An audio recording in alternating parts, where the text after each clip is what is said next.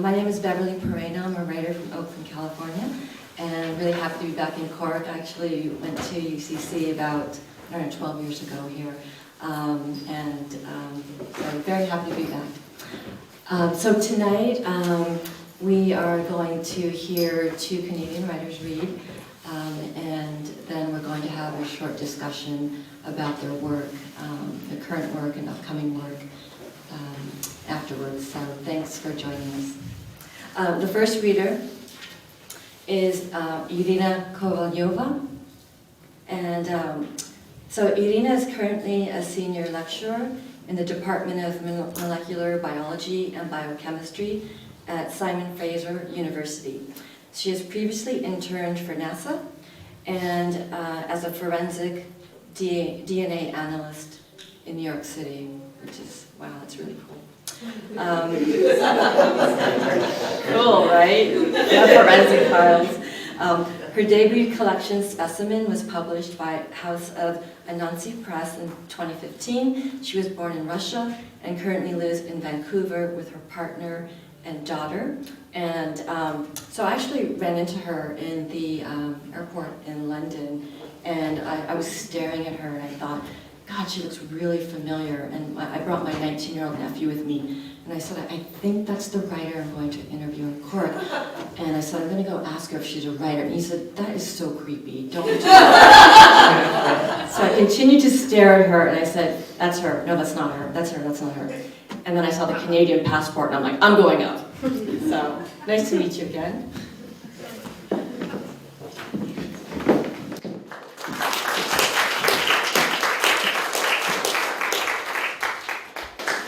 Thank you very much, Beverly, and thank you to the organizers for inviting me. I was pleasantly surprised and very humbled by your invitation. So I'm this is sort of my first international experience, and I hope not to disappoint you.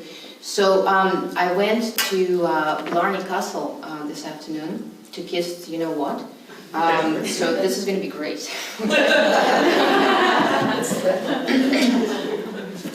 Okay, so I will read two sections from my novella. This is a collection that has short stories in one novella. The last concluding piece is a novella.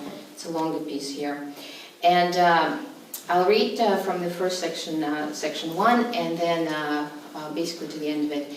And then we'll jump a little ahead and give you sort of a taste of what happens there in section 4. All right, it is called The Blood Keeper.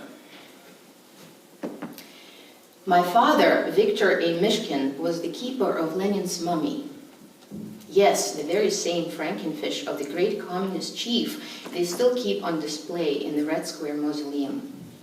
Every week there in a secret chamber he conducted what he called adjustments, wiping the mummy with hydrogen peroxide, treating its wrinkles with acetic acid, and painting its waxy face with bifonazole.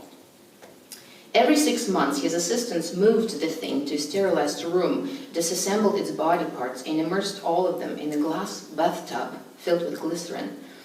Yet, despite all attempts to curb life, fungi crept along the mummy's neck, the skin of its ears turned blue, and brown spots became visible in the pads of its fingers. Life went on as life always does. I remember my father is clever. He was also inventive and good with practical things. He fixed refrigerators and cupboards, toilet bowls, and mechanical clocks. He was fond of romantic poets, especially Pushkin, and fine cognac, which he called balsam for the soul. Balsam was the embalming fluid the Russians came up with in 1924. Its exact chemical composition was a state secret my father would take with him to his grave.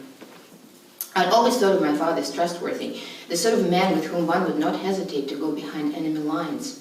But his singular skill, his gift, as my grandmother put it, was people. He would look at someone, ask them a question, and know their truth. Perhaps that ability came out of his work.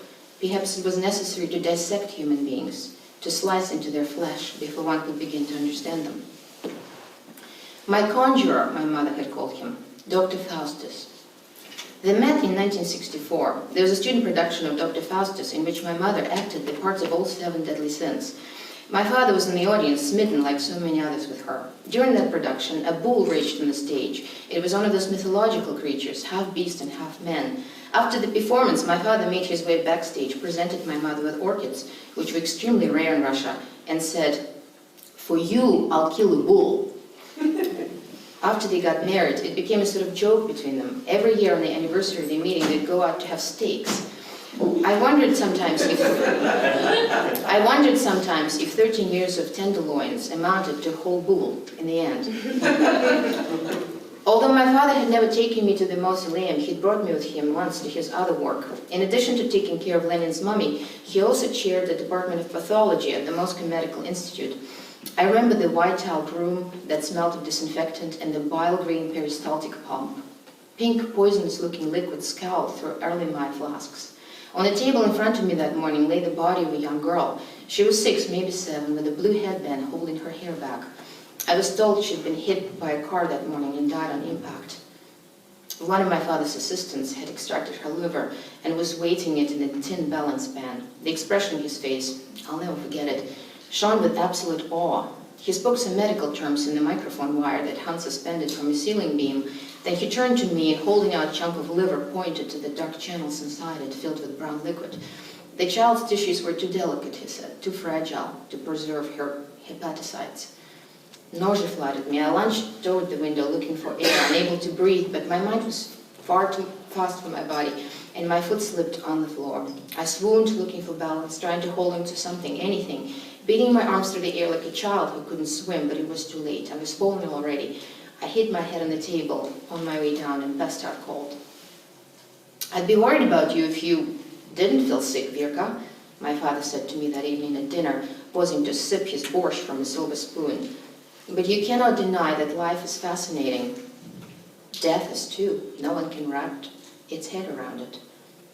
My grandmother, who sat at the table with us knitting and watching my father with narrowed eyes, leaned forward to get a cube of sugar, lifted it out of a bowl with her fingers and stuck it under her tongue.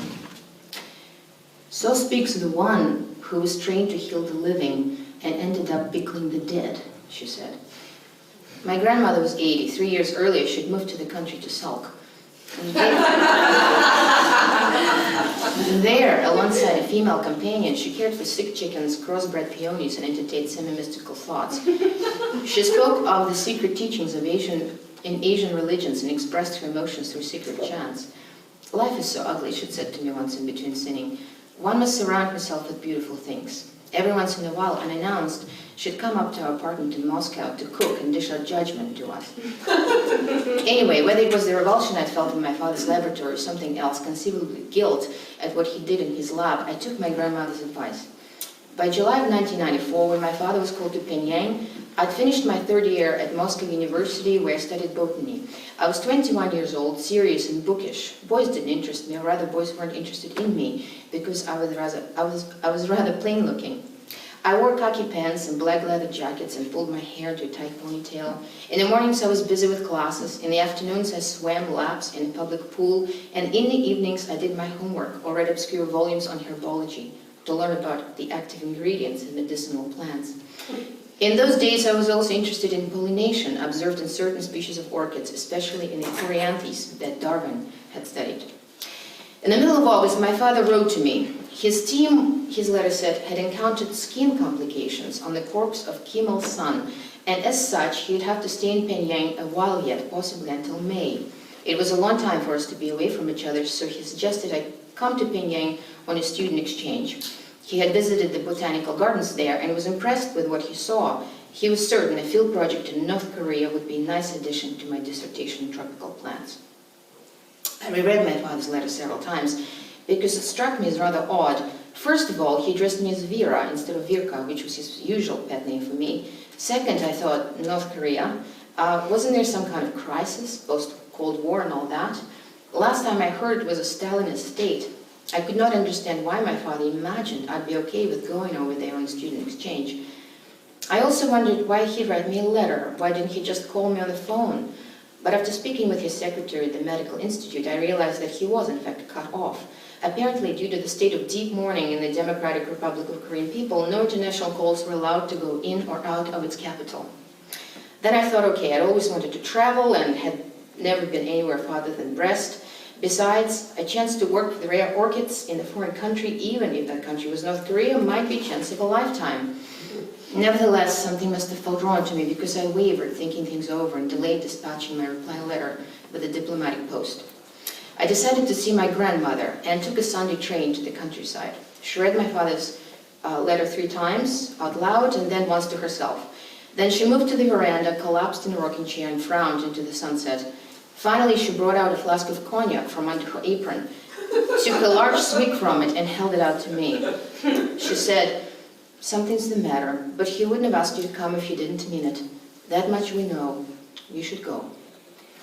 So this is the end of the first section. And the second passage I'd like to read is section 4 in the novella, and it happens a little later. There is now in North Korea, she has a minder. Her name is Comrade Son, who lives with her, and also another minder called Comrade Park. And they're about to, for the first time, to see her father.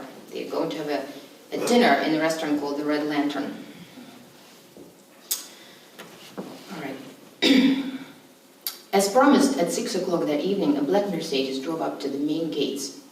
Comrade Park had been right about the weather. The rain poured out of the sky unabated all day. He got out of the car, opened the black umbrella, and stood looking skyward as we got in. The Red Lantern turned out to be an impressive 2-story building designed in traditional Korean style. It had curved gable eaves covered in green tiles that glistened like the scales of some mythical dragon under incandescent streetlights. We were expected. A small woman in traditional dress greeted us as we entered, making deep bows to each of us in turn. She led us inside, taking us to the right of the marble staircase and along a brightly lit passage, stopping at the last door. She opened it and invited us to enter with another bow. The room was octagonal and large, about 30 meters square. The walls were covered in garish pink paper, and in the center of the ornamented ceiling hung a large crystal ball. Dozens of people sat in groups around the tables, moving chopsticks to and from their lips. The chairs were covered with white cotton shrouds and resembled, I thought for some reason, marshmallows with legs. My father stood at the far end of the room, in the corner, leaning against the wall. He wore crumpled gray trousers and a blue shirt unbuttoned at the collar and missing his usual bow tie. Days, possibly weeks of sleep deprivation pooled in dark circles under his eyes. He lost weight, and his hair, which had always been so neat and tidy, looked as though it hadn't been brushed for days. The change in his appearance was so striking that I had to stifle a cry of disbelief. Sickened with worry, I crossed the dining room, weaving my way between tables through to him. But before I could greet him or say anything out loud, he reached out quickly to embrace me. If he was surprised by the change in my own appearance, for I too must have seemed changed to him, he didn't show it. After we separated, he smiled weakly at me and brushed his hair down self-consciously with both hands. "I'm sorry it's taken so long for me to see you, Virka," he said. "I hope you've been well." "You're here now," I said, kissing him on the cheek. "That's all that matters." Someone got forward at the next table. My father flinched, and as if remembering suddenly where we were, motioned for us to sit. Other patrons glared at us as we settled around the table. My father and I exchanged glances as if to say, "Well, here we are. Now what?" Comrade Park said, "It is truly wonderful to see the father and daughter reunion in our great country. Our new leader works constantly towards victory that will surely bring an end to all separations in the world." Everyone eats plentifully well here, Son offered. "Speaking of eating," Comrade Park went on, "foreigners who come here are usually shown into private rooms. But you two are such special guests of our country that the party decided you should eat with everyone else." A waitress materialized at our table, carrying 4 small brass bowls on a plastic tray. She placed the bowls carefully on the table in front of Comrade Park and then launched into a speech in Korean, making eye contact only with him. "Ah," he said after she finished speaking, Today's special is Ryan Muyan. I've gone ahead and ordered it for all of us. It's a wonderful dish. And let's also have ginger beer. He clapped his hands. After the waitress departed, he leaned back in his chair, looking exceedingly pleased with himself. Comrade Vera, Comrade Victor, tonight we celebrate. Both of you must be so pleased to meet again. We must love our families every day, because who knows what might happen to any of us at any given moment. Life is unpredictable that way. Take the original architect of this restaurant, for example. His name was An Yang-gi. He built this beautiful place, but unluckily for him did not get a chance to see it bloom. Very sad, no? His wife and the mother of his 7 children waited for him to come home, but unhappily for them, he did not return. He leaned forward to me as if confining a terrible secret. Because An Yang-gi was not just an architect. He was also a special agent. Yes, it is hard to believe, but North Koreans love their country more than anything else in the world. In the West, children are brought up to believe that the most precious thing in the world is their life. But how foolish it is. No! Kim Il-sung was very wise. He said, man was a social being. Man develops only through social life. A man's mind is a social attribute that must work inside the collective for the benefit of everyone. He turned to my father. You agree, Professor Victor? My father and I glanced at each other. I do, my father said. An Yang-gi was sent to the south on an important assignment, Comrade Park went on, but was betrayed by his friends.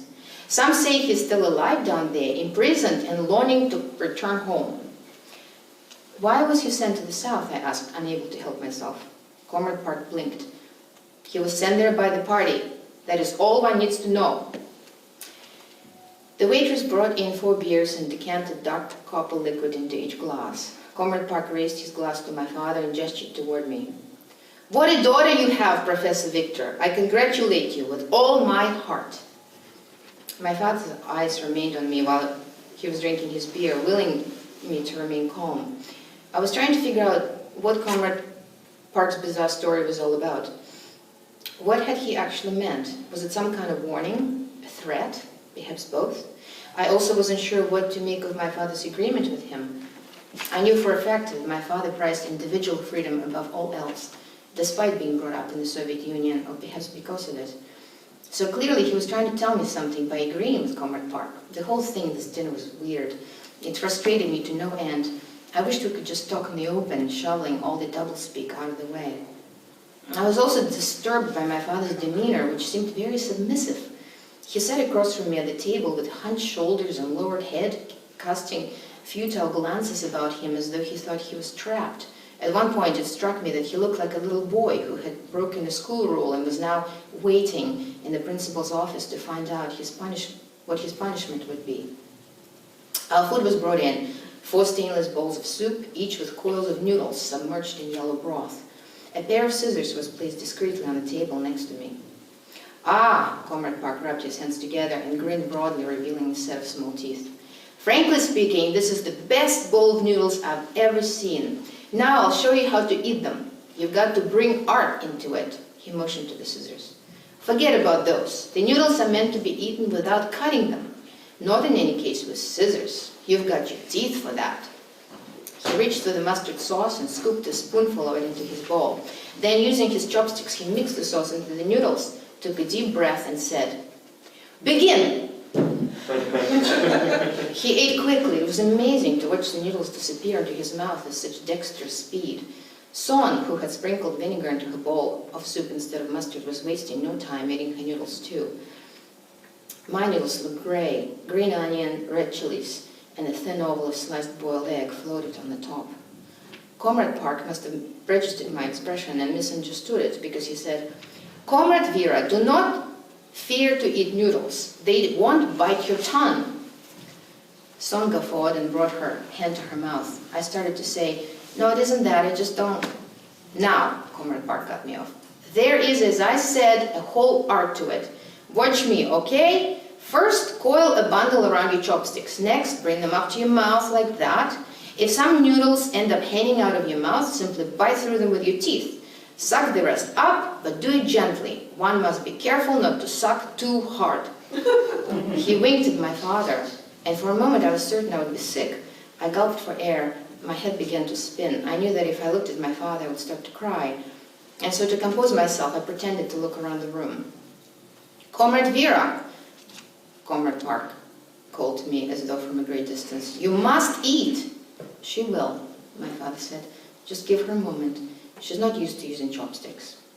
They were all watching me now in silence, and reluctantly I picked up the chopsticks and sank them into my bowl. I tried to grasp the egg or the green onions, anything, all to no avail. The noodles kept sliding down the chopsticks, splashing back into the broth. Comrade Park said, "My grandmother told me long ago that eating noodles was a bit like acting. Your mother, Comrade Vera, she's an actress too?" "She was," I said, trying to keep my voice even. "She died of leukemia when I was 13. He stared at me for a moment without saying anything, then he stretched his lips into a thin smile and mumbled, "Forgive me, I didn't know. Please accept my sincerest condolences." My father said, "Vera's mother was a terrific actress. She acted in many revolutionary films. It may please Comrade Park to know that in her third film, for example, she played a war heroine. This heroine was very young, only 20, but in the movie she found herself behind enemy lines. She was quite alone, but very brave and very clever. She kept her wits about her and survived." That wasn't true, of course. Both of my mother's movies had been romantic comedies. Thank you very much.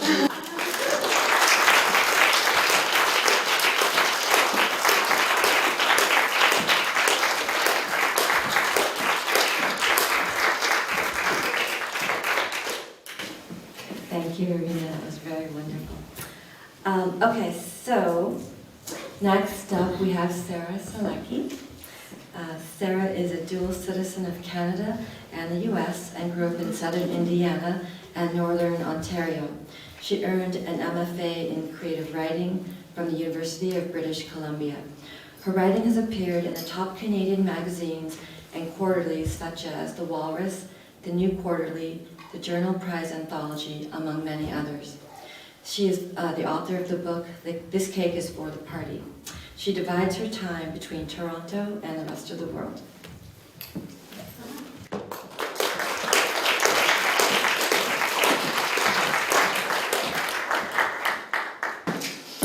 Thank you, Beverly. It's really great to be here. And I'm very grateful also to be invited. I've wanted to visit Ireland since I was 15 years old, desperately. And this is my first visit, and it's magical. I'm going to read part of a story called How Healthy Are You? It could also be called How Healthy Are You? Or How Healthy Are You? On Saturday morning, Carolyn gets Bruno to do the quiz. It's a multiple choice questionnaire in Business Weekly, the free magazine that comes in the newspaper every Wednesday. The questionnaire asks a series of health-related questions, and then you can graph yourself on a chart to see if you are in the high-risk quadrant. Bruno is doing his online banking with his laptop at the kitchen table. Carolyn sits beside him on the bar stool so she can see what he's doing. There are all of these emails. Emails from work, emails from Rob with links to funny videos. He keeps opening the emails to avoid their visa. "Do you have sore or stiff muscles?" Carolyn asks. "Sure I do," Bruno says. "Mild, moderate, or severe?"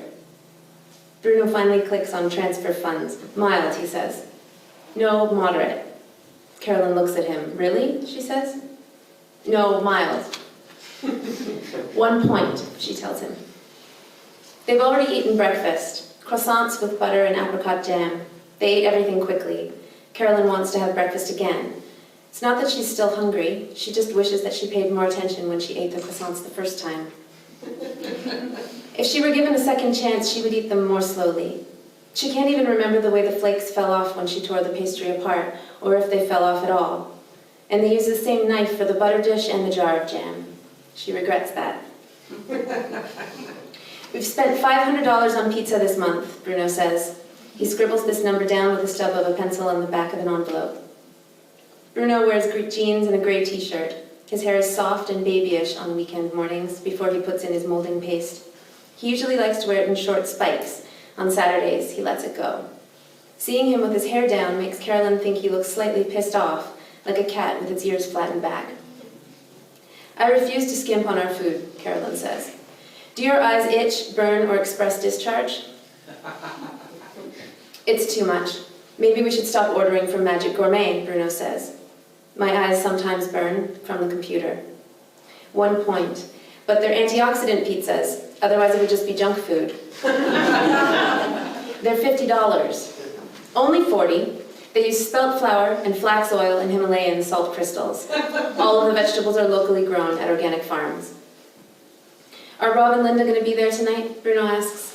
I don't think so, Carolyn says.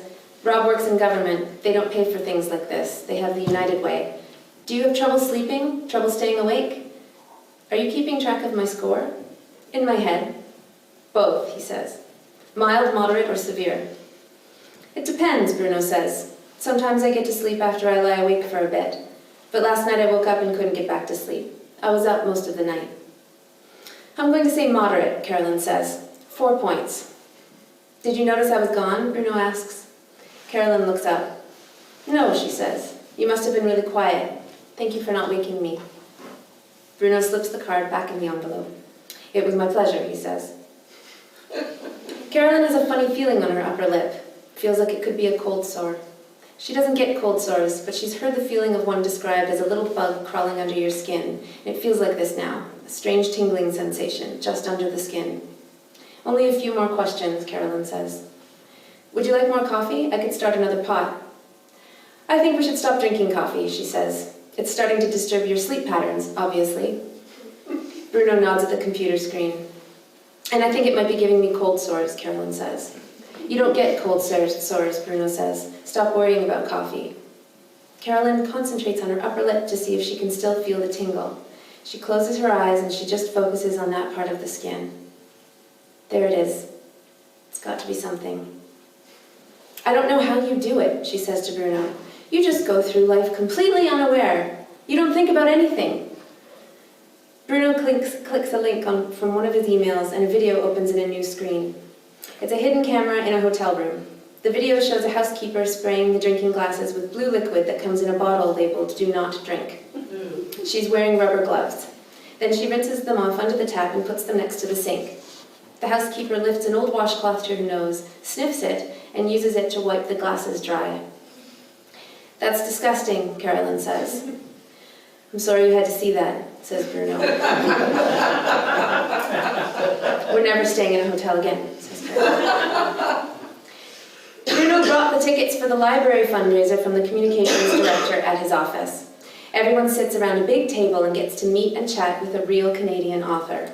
The money raised goes to the Toronto Public Library. The author at their table is tall and attractive, with olive skin and salt and pepper hair combed in a sleek wave over his forehead, so shiny it could have been set with shoe polish. The style looks intentionally outdated. Carolyn sees a rib of elastic around his neck where the bow tie connects. The sleeves are a little short on his wrists, and the cufflinks are small black plastic plugs, the kind that come with a rental. Carolyn feels sorry for the author, all alone at this table full of computer programmers. Nobody here has heard of his book. It's called The Slipped Knot, a multi-generational historical novel, and on the cover is a photograph of a Victorian woman with a strong nose and a high collar. Her thoughtful gaze points to the spine of his book. There is nothing to say about it. The centerpiece, a large glass tube full of curly willow branches and fuchsia orchids, the color of an infected throat, towers over the table. It's the height of a 6-year-old. Carolyn is happy for the camouflage. She elbows Bruno. Look, she says, does the MC look familiar to you? Kind of, says Bruno. Did he play volleyball for Carleton? I thought familiar as in television show, says Carolyn. Oh, says Bruno. Then no, not to me. The table next to theirs is sponsored by St. Michael's Hospital. They have a recognizable author. It's the young woman who wrote Everything Can Be Bright, a postmodern fictional memoir about growing up adopted in Montreal and discovering at age 15 that her biological mother is actually Celine Dion. It's been optioned for a film. She's wearing a gray felt hat with a peacock feather fastened to the front of it. A swarm of servers dressed in black and white come out of nowhere. They circle the table all at once and deposit plates in front of each guest. "The fish looks weird," says Bruno. "Doesn't it look orange?" "It's tandoori," Carolyn says. "It's supposed to be mysterious," the author at their table is saying, "because what I'm doing is I'm playing with the form of historical fiction." "What's that then?" asks Bruno. A server holds a plate with a dark brown puck teetering on top of a pillar of green and orange bands. He sets it down in front of the woman with the feather hat. As she receives it, she clasps her hands and makes her eyes go wide. "It's a vegetable tower," says Carolyn. "Ah," says Bruno. "Well," the author says to a woman sitting next to him, "you're right about that. But let's not talk about marketing before we eat, shall we? It's known to cause indigestion." The women on either side of the author laugh, shaking their heads. Their husbands, Brian and Dan, Carolyn knows both of them from Bruno's department, smile and fondle their copies of the author's book. They flip through the pages as though thinking if only they saw enough of the words inside his book, they would be able to think of a clever question. Carolyn sees that Bruno's pant cuff is caught in the top edge of his sock. It must have lodged itself there getting out of the cab, so she bends down to pull it out for him and straighten it. "Thanks," says Bruno. "Carolyn?" a woman's voice asks. Carolyn looks up. The left shoulder strap of her dress slips off her shoulder, revealing the top of her bra. She quickly pulls it back up again. She looks up and sees Larissa Levinson, dressed in electric blue chiffon. "It is you," Larissa squeals. "Oh my God," says Carolyn. "I'm right over there," Larissa says. She points to the table sponsored by the Royal Bank. "I just saw you and I had to come over right away." "Bruno," says Carolyn, "this is Larissa Levinson. We knew each other in Ottawa." "We worked together," says Larissa. "Carolyn was such a great part of our team. Are you still taking pictures?" Her eyelashes work themselves up and down hydraulically. "Oh," says Carolyn, "not really. Not professionally." "Our author didn't show up," Larissa says. "Can you believe it? Who's going to read his book now?" Across the table, the author in the ill-fitting tuxedo perks up when he hears this. He pauses in his conversation with the woman beside him and turns his head in the direction of Larissa's table. "Bummer," says Bruno. "I guess you can't really ask for your money back." Larissa rolls her eyes. "It is for charity," she says. "But I knew I was invited for a reason. It was so I could find you. Carolyn, you look great. Now I want to know everything about everything. How are you?" When a possum feels threatened, it will go limp, rotate its eyes back in its head, and look as close to decomposed as it possibly can in order to avoid attack. Carolyn has seen this only once. Coming home on a summer evening, she saw what she thought was a white cat lying in a sewer grate in front of their house. When she bent down to look at it, she saw the possum's bald, dead-looking face. "I'm living in New York," Larissa continues. "Just here for a couple of weeks. I didn't know you were living here. This is crazy finding you." Carolyn's upper lip starts to tingle. "Well, it's for a good cause," she says. "What do you do in New York?" asks Bruno. Larissa holds her wine glass with both hands. When she drinks, she looks like a child with a sippy cup. "I'm a marketing consultant," she says. "I'm in marketing myself," says Bruno. "What company do you work for?" "Oh, I'm freelance," she says, and she smiles at Carolyn. The last time Carolyn saw Larissa, they were in an industrial park in Nepean, Ontario, with 10 other test subjects. The new Press headquarters were located in a short concrete slab of a building that was ribbed with black-tinted windows, making it resemble an awkward sedan. 2 coffin-sized concrete planters embedded with pink and gray pebbles sat on either side of the front doors. They were stuffed with green and purple ornamental cabbage plants. A freshly painted picnic table sat hopefully on the lawn adjacent to the parking lot. Carolyn and Larissa and the others had all signed a waiver, of course, before submitting to the tests. 3 pages of dense legal jargon that made no sense to any of them, understanding that they were signing away their right to complain if something went wrong. Also, they were promising not to tell anyone what they were doing. After the orientation meeting, the test subjects were shown to a common room and left alone. There were refreshments, a bar fridge stocked with bottled fruit drinks and cans of no-name soda. Larissa pointed out that the testing was simply unethical rather than illegal. "There are organizations that might not approve of what New Press is doing," she said, "but they're not the police. No one's going to come after New Press for this." "Unless something happens," said Pike. Pike wore blue and white striped overalls and a yellow t-shirt. He'd just graduated from high school. He wanted to be an actor. And if something happens? Asked Carolyn. Well, what's in these painkillers that makes them so experimental? Asked Pike. Carolyn had called the number on the New Press ad because she needed the money. She'd lost her job when the owner of the bakery went bankrupt. She'd shown up for work one day and there was a sign on the door saying the place had been repossessed. Her rent was due the following week and her student loan hadn't arrived. The advertisement on the back page of the weekly paper was tiny, but the figure stood out, $1,400 for 1 week of work. The work involved swallowing a yellow capsule 3 times a day for 7 days, sleeping on a cot in a small private room with no window, making conversation with 11 other test subjects, and allowing herself to be videotaped as she went about her limited activities during the day. When she called New Press to register for the study, they asked her about her favorite food. She told them it was sushi, and this was what they fed her for dinner for 7 days straight. Larissa had also requested sushi, and maybe it was this taste in common that had cemented their friendship. Pike had asked for Thai food. All the other people had straightforward tastes. The room was consistently overpowered by the ropey smell of pepperoni pizza. On the first day, they were given their capsules with breakfast. The numbers 009 were printed in black on the outside of the capsule.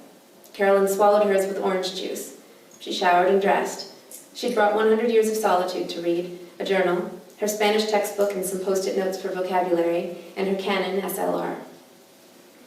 On the second day, just after lunch, 4 of the other subjects began crying wordlessly.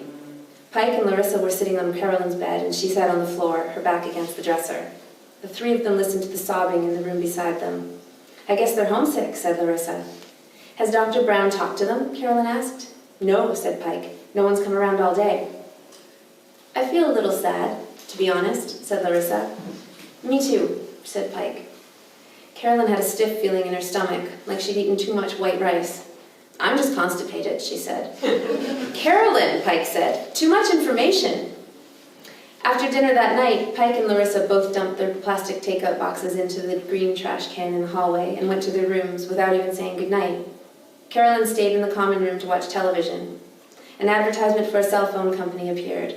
A woman surprised by a phone call from her faraway lover. "Oh, my love," the woman said. The music swelled, violins rising. Carolyn's eyes heated up and stung. She was surprised to feel the tears trip over her cheeks. Something crawled through her stomach and over her heart, deep blue and miserable. The next morning, Carolyn received a small cup of prune juice with her breakfast tray. Everything else, the box of Cheerios, the banana, the plastic orange spoon, was the way it had been every other day. Larissa confessed to Carolyn and Pike that afternoon. She'd been a test subject before. 2 times before this, she admitted. "And you know what?" she said. "All of them had been for painkillers, too." "Sure they have," said Pike. "We can't be so paranoid," said Carolyn. "They're just painkillers." "Oh," said Pike, "I don't care what pills I pop. If I cared, would I be here?" On the afternoon of the 4th day, a raw and unbound sense of agitation shot out of Carolyn's appendages with the force of magma. She pointed her lens at the dusty palm tree that was faltering in the flimsy light of the common room and couldn't get her hands to work. Her fingers, nothing but stumpy carrots, were hot with blood. She heard it in her ears, the rushing sound of pumping and beating. A door slammed in the hallway. "You know what your problem is?" one of the subjects shouted down the hall. "You take everything I say negatively. You make it into a problem." A door opened. "That's not what I said," someone yelled back. Then the door slammed again. That night, Pike asked the girls, "Have you felt more emotional than usual?" "Well, I expect so," said Larissa. Her hair had so much static, fine strands on the back of her head raised themselves up against the wall behind her. "We're basically being kept prisoners here," she said. "Of course we're emotional." "I have been feeling strange," said Carolyn. "Oh no, please don't share," said Pike. "We've heard about your strange feelings." "I need some fresh air," said Carolyn. "Why can't we take a walk?" "Hello," said Pike, staring at the ceiling. He twisted around so he faced each corner and every wall as he called out, "We'd like to take a walk, please." On the 5th day, Larissa told Carolyn that Pike had come to her room early in the morning, wearing only his white boxer shorts. He told her that he'd been thinking about her since the first day and that time was running out. He had to tell her how he felt. Larissa said that she'd felt the same way. "He's only 19 years old," Carolyn said. "That's only 5 years," Larissa said. "When I'm 35, he'll be 30. Carolyn thought of Pike's wide lips and the way his hands held his chopsticks as he ate his green curry. Strong, but delicate. She said. You know, said Larissa, I caught Mark S. watching your ass this morning. Which one is Mark S.? Asked Carolyn. The tall one in 8A with the 5 o'clock shadow. Carolyn felt it then. Her body responded with an even heat, like a convection oven, and this peppery warmth seeped into her appendages. Her lips fattened, her scalp prickled. That night, Mark S. showed up at her door dressed in only his towel. He was so tall, his head grazed the light fixture that hung from the hall ceiling. He brought 2 bottles of grape drink and 2 bendable straws. Carolyn reached up to take the bottle he offered her. Thank you, she said politely. His naked chest was the size of a warehouse, but it was smooth and glazed with sweat. He used his free hand to adjust the fold of his towel, and the shape of his fingernails reminded her of butterscotch candies. Do you feel it? Asked Mark S. A deep pulse slithered down Carolyn's throat and detonated in her stomach. I feel it, said Carolyn. She led him inside her room. Mark S. lifted the single mattress off the bed frame and placed it on the floor. As he bent down to smooth the duvet below, Carolyn saw, with a specific and inexplicable flash of intuition, what they were going to do to each other next. She saw her hips in his large hands.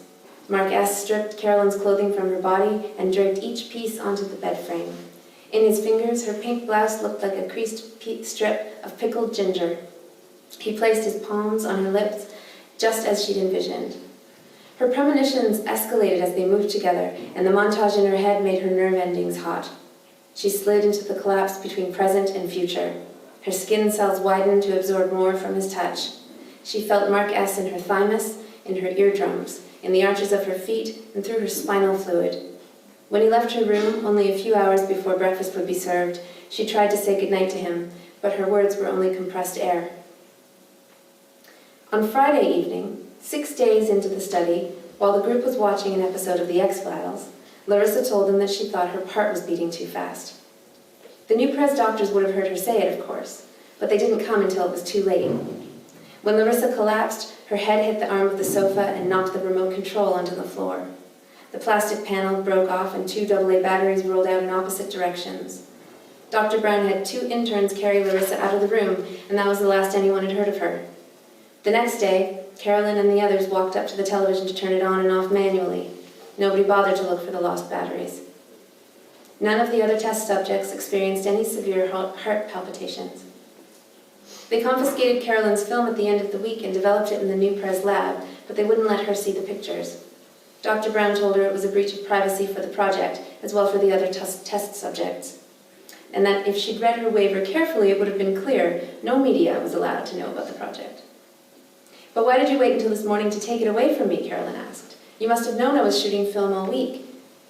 Dr. Brown wore large glasses with bright red frames that were out of fashion. The white lab coat was also too big for her. She rolled her cuffs several times to keep the sleeves from flopping over her hands. I'm sorry, she said, but we wanted to see how you would react to the stimuli, as a photographer. I think I took a few good ones, said Carolyn. They're out of focus, said Dr. Brown. Carolyn received her check on Saturday afternoon and took the public transit back to her apartment.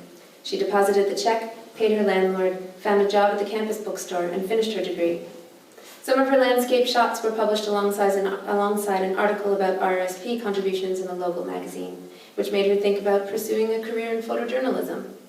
Eventually, after a few months of unpaid work and rejection letters, Carolyn applied for a year of teacher's college instead. She accepted a job in Toronto teaching grade 1. She joined a volleyball team and played on Wednesday evenings to keep active. This is where she met Bruno. Every so often, Carolyn tried to find new press on the internet. She was unsuccessful. She found out that Pike was living in Vancouver, running a queer-positive film production company. Mark S., the S was for Stratton, owned and operated a fishing lodge in northern Ontario. But Larissa Levinson seemed to have disappeared. I'll stop there.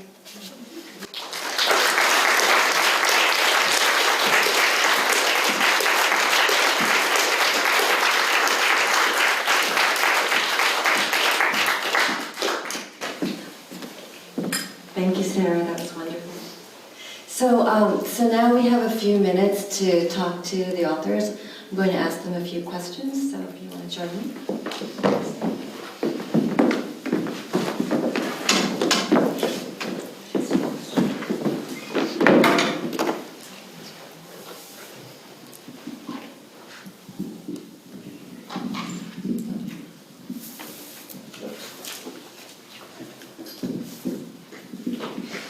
Okay, well, we only have a few minutes and I have so many questions, so let me get to the ones that are the most pressing to me.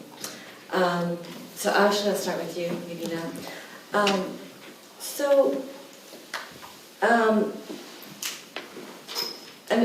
fascinated that you have a science background and are currently still in the field, and so do you consider yourself a scientist first who writes and whose work and characters are imbued with science backgrounds, or are you a writer who took a detour and became a scientist and you're now coming back to your true self?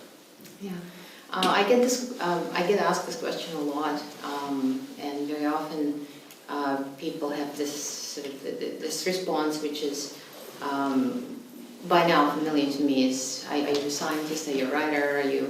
Are you Russian? Are you Canadian? Right? So it's something that I'm kind of accustomed to doing and explaining or talking about. When I was growing up, I read extensively. I grew up in a family that read a lot. I was a voracious reader. My stepfather would give me all kinds of things to read. From a very early age, I was interested in writing some kind of an adventure, a thriller. I always had this desire to write something exciting and interesting. And then when I was in high school, I discovered chemistry. In my very first class of chemistry, I found, and I was telling Sarah about this earlier, I found that chemistry was really all about drama. There's a lot of explosions, and you could really, combine two different compounds and come up with something new. And to me, chemistry and science and writing are not at all mutually exclusive. They very often complement each other, and I definitely bring out, as a scientist, in my day-to-day work, I enjoy talking to my students and to my colleagues about science. And yet, as I move deep into science, there are always stories to be found. There are always people, there are scientists who make science possible, right? So I find the two things very much complement each other. So once I had my science career a little bit more established, I decided to pursue my other interest, my first interest, my true interest, which was writing. And I was very lucky to have Gigi Gardner, who's sitting right over there, as my mentor, and who really was instrumental in developing and bringing out my potential, I suppose, and teaching me how to be a good writer, or a better writer, I should say. So, yeah. Thank you. Yeah. Actually, I have a follow-up question to that. So, as you create new stories, is the science part of the characters or the theme of the stories sort of already a given for you? Or, in other words, do you write stories without? Yeah, they always emerge. I always try. I actually made a few deliberate efforts to write stories that have absolutely no science at all in them. And at the end of the day, I can't force myself to do it. There will be always something that's some element of science or scientific sensibility or scientific mind or character that brings that worldview with them, and it just sort of I have to put it in because it is such a big part of who I am. Right. That it is very difficult, and I don't want necessarily to force myself to be a scientist. And a writer, a writer and a scientist, and sort of merge them together. I very often talk about science and literature and writing cross-pollinate each other, and people roll their eyes. But I really feel that they very much complement. in my view. That's wonderful that you're able to put them together. So Sarah,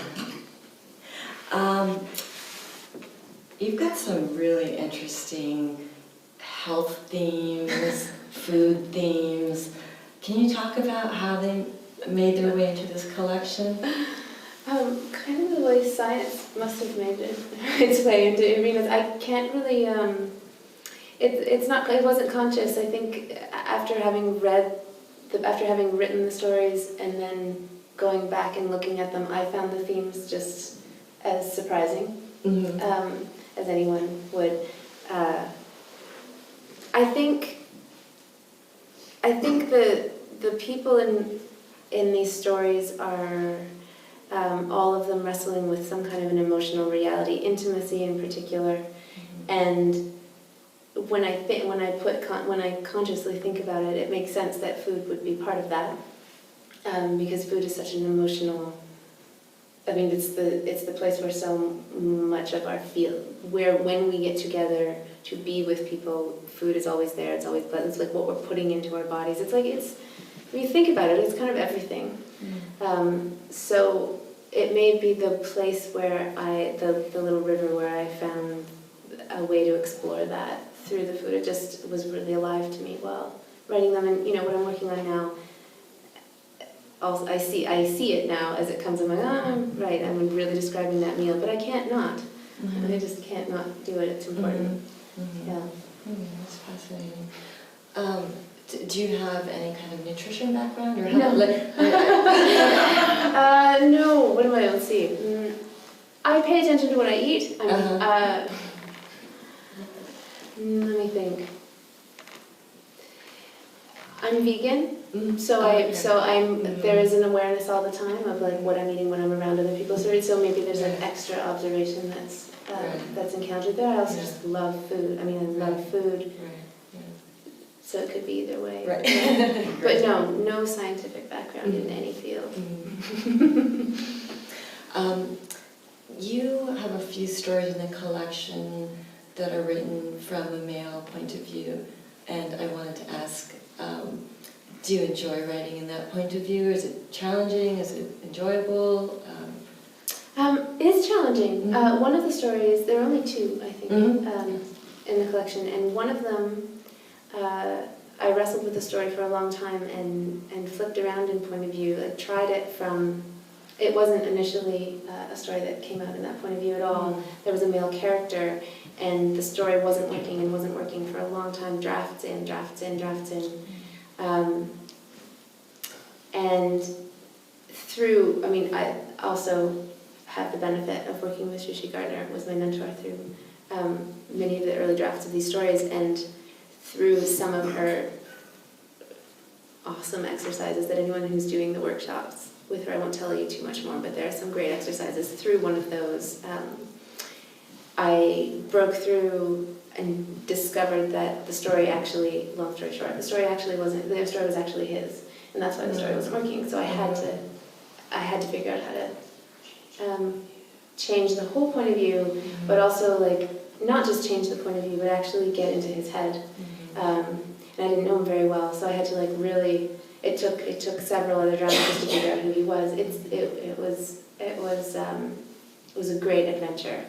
That was that story. The other story presented itself right away in that point of view. It was the final story in the book.